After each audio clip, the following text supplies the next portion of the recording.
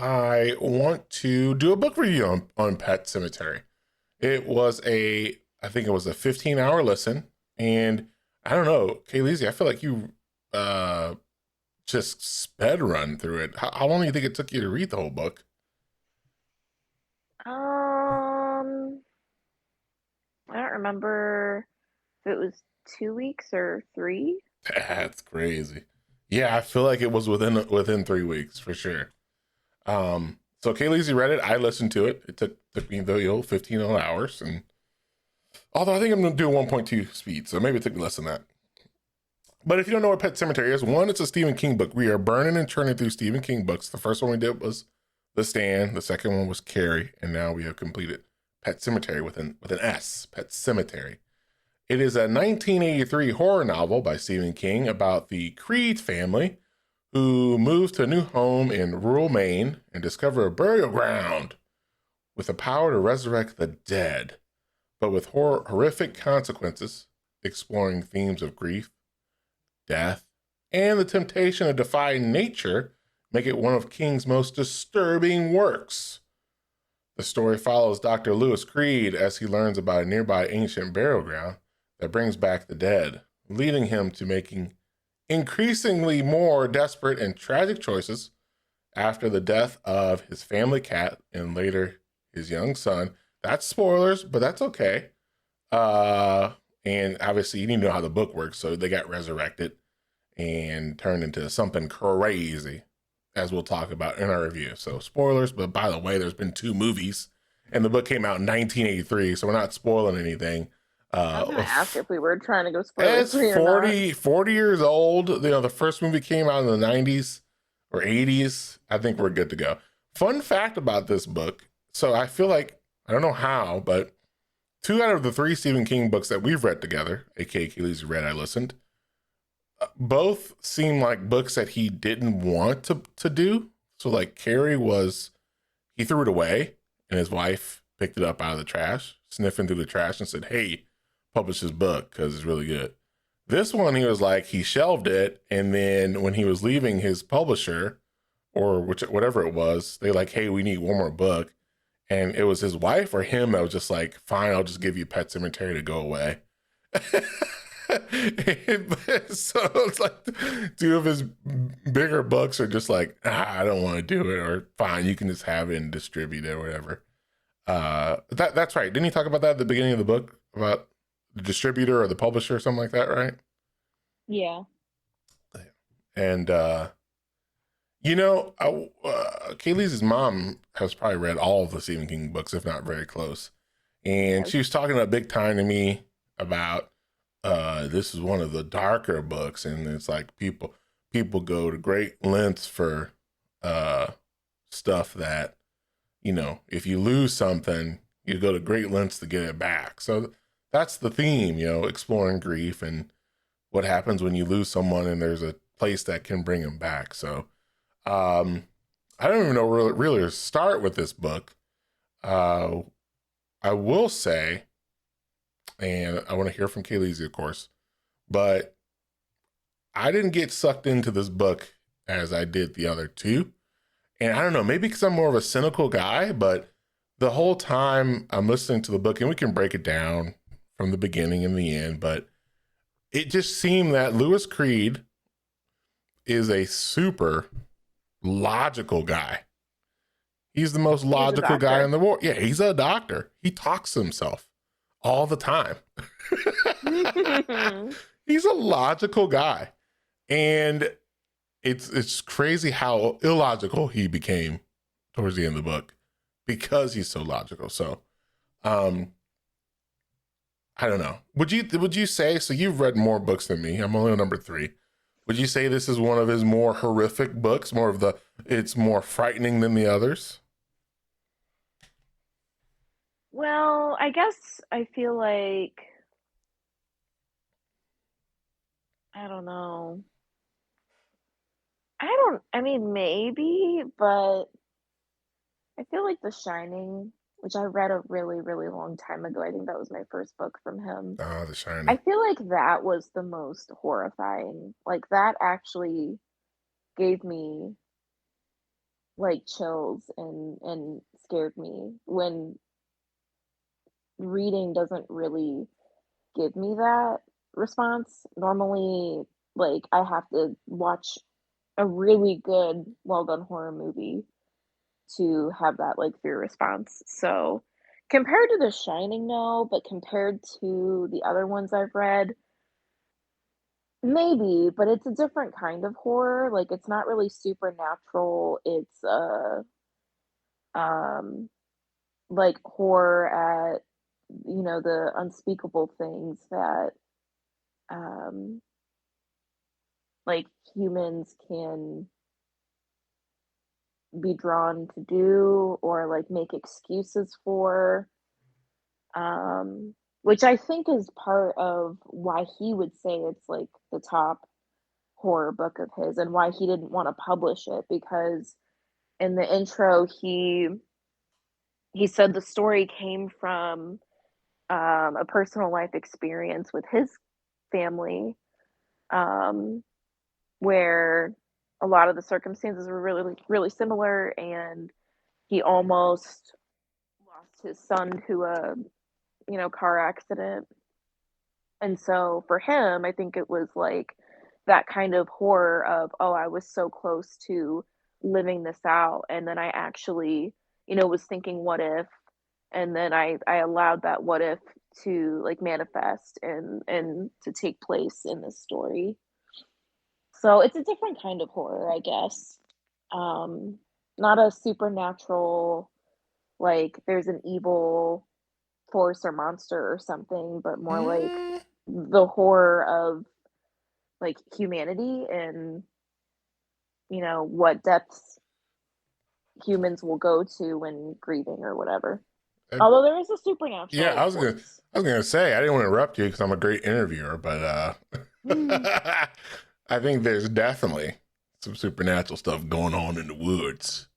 I mean, there definitely is, and I think that plays a big part in why he makes the decisions that he does. Hmm. I don't think without that influence he would have, made all these decisions because like you were saying, he is or was at least initially such a logical person and really looked at death like a very natural part of life and something to just kind of accept and not like sugarcoat or be around the bush. So yeah, there's that. Now, let me bring something to the table that's crazy. Mhm. You ready for this?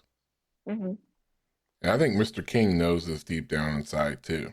He won't he won't tell you, but I think Mr. King knows deep down inside. And you would agree, hopefully. I think I got you there, but I think that the burial ground had the shine. Mm, I think the burial ground and Ellie both had the shine. I Okay, feel like Ellie had the let shine. me provide my case to you, Judge. Are you ready? We already had this Okay. discussion, Well, I need not to, live, but excuse okay. me, need to provide it to the judge and the jury. Exhibit A in the stand. Mother Abigail had the shine. She called it the shine in the book. So the shine it leaves the shine ink. Okay. Exhibit B. Carrie White. Carrie White had the shine. They didn't call it the shine. They call it TK or whatever. That's basically she had the shine. And now we get to this book where Ellie is having prophetic dreams and seeing all sorts of stuff, talking to Victor Pascal. And I would the agree. and the burial grounds is calling people and making truck drivers drive faster and changing people's hair white like it did oh no, what was his name? It's not Sue. It's Stu. What was the chick's name in the Nadine. stand? Nadine. Nadine. Yes. That's what the shine does. It changes people's hair white, you know? So I think, I think he was under the influence of the shine, just like the hotel had the shine. Mm, It had the shine. It drawed people mm-mm, to it so that it could suck out mm-mm. their shine. It wanted their It shine. fed off the It shine. was It did not shine, have its own shine. shine, sucking shine. Okay. Mm-mm. I don't know if you're opening this up for a back No, and forth, excuse or me, if Your you're just Honor. Your Honor, you're okay. Your Honor, I'm still placing my statement here. Okay. Now, the reason why I say it's a shine because he kept what do they call it? The Mackinaws, the Macaws, Micmacs. Micmacs. You know, you're blaming on the ancient Native Americans, and they were basically shine holders, and they infused the shine Mm, into the land. And now the shine wants more, mm, and the shine takes over. You know, mm-mm, shine just like they did in The Shining. You know, all those ghosts they were mm-mm. controlled by the shine. So I think overall, we have now witnessed 3 books where The Shining is involved. I So would agree with that, yeah, that's pretty crazy. It's pretty crazy. but I would not say. I think he has a distinction in people that have a unique ability to shine for telepathy or telekinesis, but he also has a theme of certain areas just having an evil supernatural presence and like aura and power over people. I think he makes a distinction. Like the shine is a gift that some people have, and these areas are, for whatever reason, evil, sour, as he calls the Yeah. ground in the burial ground. So close to But calling it's it. it's He wanted to not. call it The Shine. He was so close to No, calling it. the shine is an ability, not a place, not an object. It's an ability that a living person has. And No. the burial ground, they even said they think like the Micmacs just came upon it, but it was already like that presence was already there before Yeah. them. They just happened to come upon it. It So was it already already had shining. been Yeah, existing, it was already just like shining. just like in The Shining, Mhm. the area before the hotel was built on it, Yeah. already had it. That In Doctor area. Sleep, the sequel, they destroy the hotel, but that area becomes like a campground and it still has that evil supernatural presence that they end up using in the plot. But Yeah. so I would disagree. So yeah, basically what Agree you're. on some things, disagree on Yeah. places or objects Your being Honor. shine. Your Honor does sound like she agrees about the shine being over the land. I think I can rest my case. She said a couple Nope. times that she Agree to agrees that the shine. disagree. Who's read more Stephen King books? Your mom. Also, we're supposed to ask my mom her opinion. That's the Yeah. ultimate Yeah. answer. Yeah, I'll talk to her tomorrow about it, Monday, whatever day it was. So, She probably won't give a real answer. yeah, that's good. So I think I had a tough time getting into this book. A lot of things didn't feel like um believable. And I know it's a book, right? They don't have to convince me of anything, but I felt like, and of course, The Stand is, one of his most Mhm. immersive books. And Carrie felt believable. The bullying, the reasons why she would, kill those people. But like, even the movie couldn't, and the movie was horrible, the newest one. But the movie couldn't even like really portray it either. Like the trucks coming out of nowhere, that really kind of irked me for a while in the book. Like, them just not. We live on a quiet street, and I'm sure it's in rural Maine, which means rural is quiet. Mhm. Rule is I can hear my neighbor across the street talking, listening to music on a low volume. You're telling me in rural Maine you don't hear a huge semi truck, tanker truck, accelerating at whatever speed, 60 miles per hour. You don't hear that at all. And the movie tried to do it too, and it was horrible. Like, we have ears. Yeah, I have nothing to say to that. There is no good Yeah, explanation. I mean, a kid, sure, a yeah, kid yeah, probably wouldn't notice, and but an adult standing out there by themselves in the quiet, yeah, in rural man, and I think it's more so the shine that's doing that. You know. I would say the burial ground.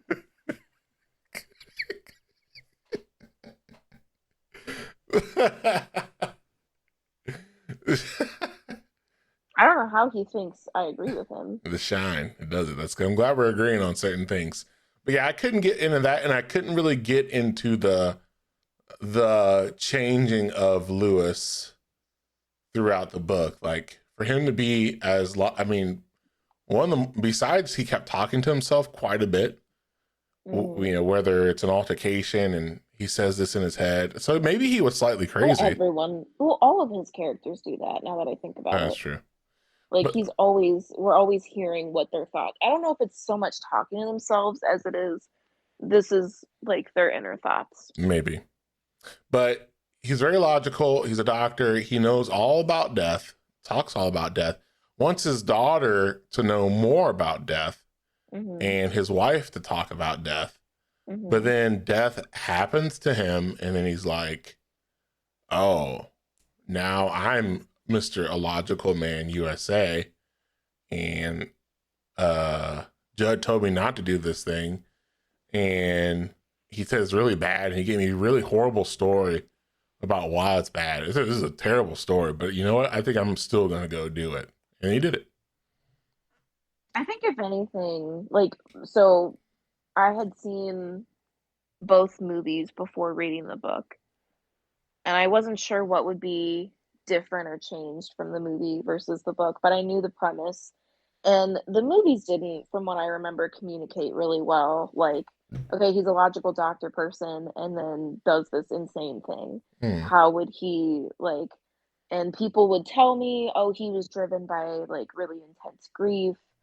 And I'm like, I don't know. I just feel like what you're saying, that's a really illogical response. You'd have to know that like it's not natural, it's not right, and it's not trustworthy, and they're not going to come back the same. Yeah. And that's without people warning him and without having supernatural dreams Yeah. and coincidences that you can't explain. But I will say and maybe it was me like giving into the storytelling to enjoy the story. You gave into the shine. Like sometimes you just turn your brain off when you're watching a movie if something doesn't make sense just to like enjoy it. For me, I feel like he really painted a picture that yes, there was grief involved, but also the influence of the burial ground. The shine. Like it impacted the person driving the truck. Yeah. Like it was later found out that he had no reason why or recollection why, but he just felt the need to speed down that road at that time when he never speeds, never had a traffic violation ticket or anything. I mean, it's like interacting with like his family that's trying to come and intervene and stop whatever's happening. Um, and it's like slowly making him lose his sanity. And even Judd, when he first told him, well, didn't even tell him, he just took him up there, no explanation, with his dead cat. Um, and then later was like, yeah, it kind of has a way of making you want to share the secret with people and show more people. And you'll make up excuses for why it was the right thing to do. But really, there's some force like pulling you to go back or to show more people. So I really was like, okay, I'm gonna give into that theory and I think he explained it pretty well, like the development of the draw, the pull to the land, and like he didn't even realize that he was preparing to. I mean, are we doing spoilers? I feel like we're basically doing spoilers, right? Yeah, you already said the shine was the reason behind it. So yeah, go keep going. No, um, you did. So like, uh, he's already preparing and the decisions he's making for his son's funeral, like the way he has the casket set up, it's like, because he has this like background from an uncle that was a like funeral home director or something. He already knows like, okay, this is the kind of casket we want, this is the kind of burial we want, so it'll be really easy to dig up later. But he like isn't aware really that he's gonna go do that. um Tells his wife and daughter to go like out of town, stay with her parents. He'll join her in a few days, and isn't like quite committing to burying his son, but he's like making all these decisions. Like he's gonna do it. Um, and there's even times where he like stops and thinks, "This isn't right. I shouldn't do this. This is my last chance to back out. I hope someone finds me at this graveyard in the middle of the Yeah. night and puts a stop to this. I hope my wife comes back and stops this." But then still does it. So I think it showed that like kind of tug of war of the little bit of sanity that was left from the original like logical doctor side, and the influence. I mean, even Judd was saying like at times the power or of the burial ground gets stronger and stronger, and you can kind of feel its influence growing. Yeah, So even from another state, it pulled yeah. the battery cable off of Rachel's car because it's that Hmm. strong. Different states, the shine Made her pulls. miss her flight. Yeah, the shine can mess You can with keep calling it the shine, Delta. but I don't agree with that. The shine messed with the Delta flights. It forced Judd to fall asleep. It has sleeping capabilities. It has um, rental car abilities and plane abilities. You're giving it so many abilities, and by it I mean the burial ground. It's just it Is has. the I mean, it's shine. it's similar to like The Shining, the Yes, hotel, yes, yes, yes, the shine. the hotel, and that it can cause illusions.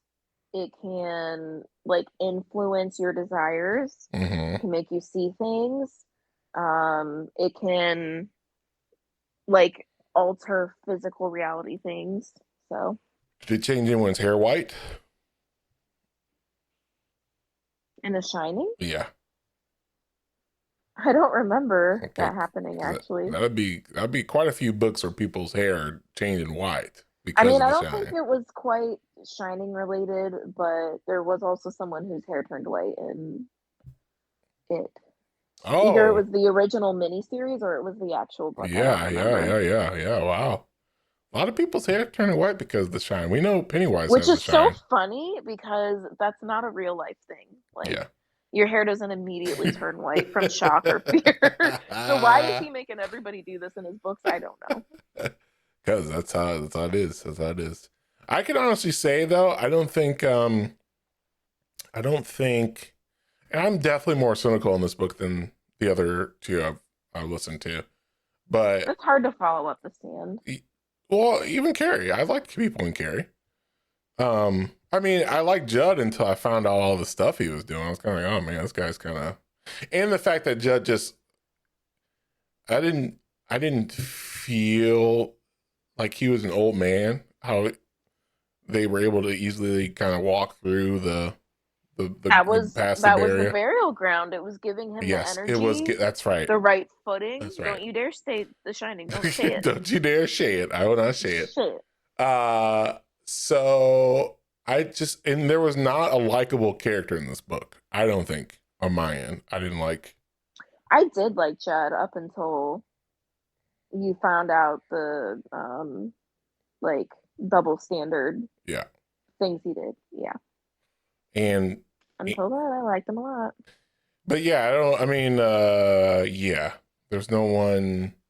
Even at the very end, like, okay, Steve. Maybe I like Steve. Okay, nope. Steve did nothing and ran away and didn't do anything. Cool. Thanks, Well, Steve. to be fair, what was he gonna do? Call the cops.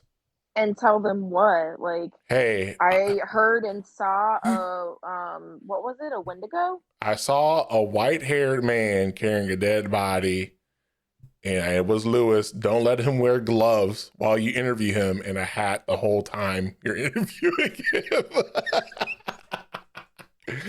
Pull the gloves off. You're interrogating him, and pull off the gardener's hat. Honestly, he didn't have to say anything. Someone's gonna see the mess he left at the graveyard when he dug up his son, and they're gonna That's be true. like, "Huh, that looks like someone disturbed this recently." Call the police. Well, luckily Ludlow is a rural town, so they probably don't have enough manpower to get them over there. I know.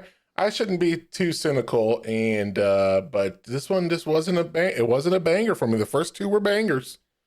This one That's so funny wasn't banging. because Carrie didn't bang for me, but I don't think it was like a fair shot because I listened to it, and I think I get more immersed if I'm reading it. So that might not be fair, Yeah, given that I didn't read both of them. that's okay. I got into Carrie. I like Carrie. So in my rankings, I think I gave Carrie an 8 something. I have to go back and check. I gave The Stand an 8 something. I think I'm giving. Oh man, I feel like I'm gonna get some backlash on this, but I think I'm giving. Mm-hmm. I think I'm giving Pet Cemetery around a 7.2. I don't know. I'm feeling a 7.2. I don't remember what I gave The Stand, which I feel like shouldn't influence this, but it is. It's in the other reviews on the podcast or the YouTube page. People can go back and listen to it if they want. But all of our reviews on our YouTube page and also on the podcast. But well, I want to know what I rated The Stand because I don't want to accidentally rate Pet Sematary higher than it. well, I mean, go where what the heart's feeling. You talking highly about this book. I mean, I enjoyed it. Mm-hmm. I thought it was You read it a fun time. faster than The Stand too, even though it's half the amount. I don't think I read it faster. I think it was over twice the size Yeah, I know. of Pet Okay, Sematary. I'm kidding. I'm kidding. I'm kidding. Don't come at me. What do you got? I would say maybe 8. 8. Okay. Well, I liked it. I liked it yeah, better than Carrie. yeah. I think I'm just a very risk averse person and wouldn't do anything in this book at all. So That's fair. I I wouldn't like, and I've already experienced close death of relatives, and I never thought I would bury them and bring them back to like I've never. So I just couldn't. Well, you didn't have an ancient burial ground with sour soil That's true. telling you Unfortunately, Ohio to go has a do this. lot of sour soil, but not Wendigo sour soil Mm-hmm. or the Shine. Mm-hmm. Unfortunately. I think I had a better time than I expected because I went into it thinking this is not going to live up to the hype. I'm really already annoyed and can't seem to find a way to be content with knowing this guy buries his kid, knowing he's not going to come back the same, and then buries his wife after seeing that his cat and his Yeah. kid did not come back the same. My Like fa- I really was like I can't see how the book is gonna make me think that was believable, but surprisingly, I really bought into he was influenced. So yeah, I was like, oh, okay, this was actually better than I went in with lower expectations, I think. my favorite part of the newest movie is that they made like a superhero squad of them at the end. Like Oh they my were all god. dead. They did like a superhero, like a lining up the Avengers And then he in front just of Gage. bends over and bangs on the car window and just stares at him like, you know, okay, I you're thought, really trying to get a passive aggressive point across. Why not just open the car door and kill Gage and Miriam? Like no, can't. it I was thought clearly for the audience. It was not for Gage. I thought that the director of and writer of The Stand, the 2020 version, should go to jail for a year.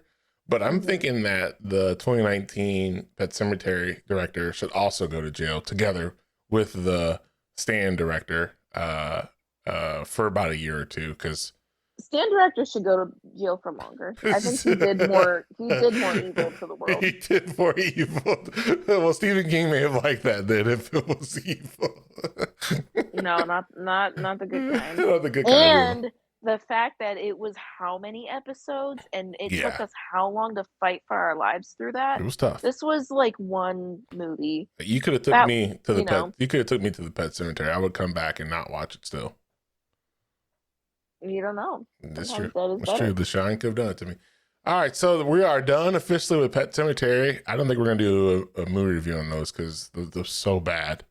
I mean, don't say that just yet. Yeah, We're gonna watch the original. That one's no, better. yeah, we're definitely gonna say so bad. So the next book we are, well, Kaylee's he's already reading is the Tommyknockers.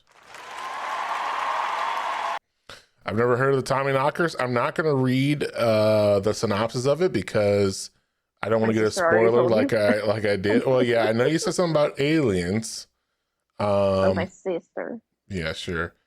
It's funny. This is 1987. Like, I feel like a lot of his books were just kind of back to back to back years, which is amazing. I don't know how he wrote so fast, but Drugs.